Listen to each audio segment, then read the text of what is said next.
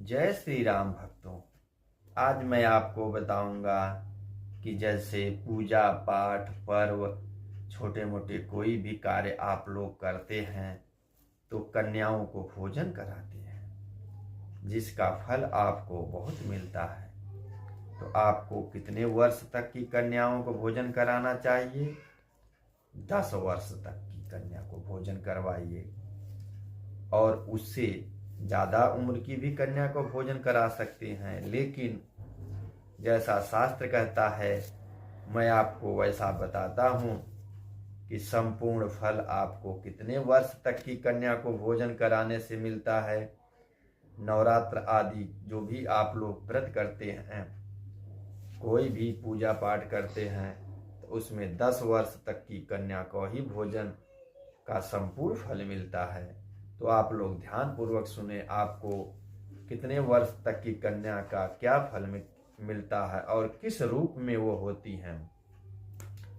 यदि आप 8 वर्ष तक की कन्या का भोजन करवाते हैं तो वो गौरी के रूप में होती हैं, और 9 वर्ष तक की रोहिणी के रूप में होती हैं, और 10 वर्ष तक की कन्या को भोजन करवाते हैं तो ये कन्या की श्रेणी में आती हैं। और इससे उपरांत यदि आप करवाते हैं तो वो स्त्री की श्रेणी में आ जाती है। तो जैसा मैंने कहा है, 8, 9, 10 इन कन्याओं को आप भोजन कराएंगे तो निश्चित रूप से आपको 100% फल मिलेगा। उसके उपरांत कराएंगे तो फल मिलेगा, इसमें कोई संशय नहीं है।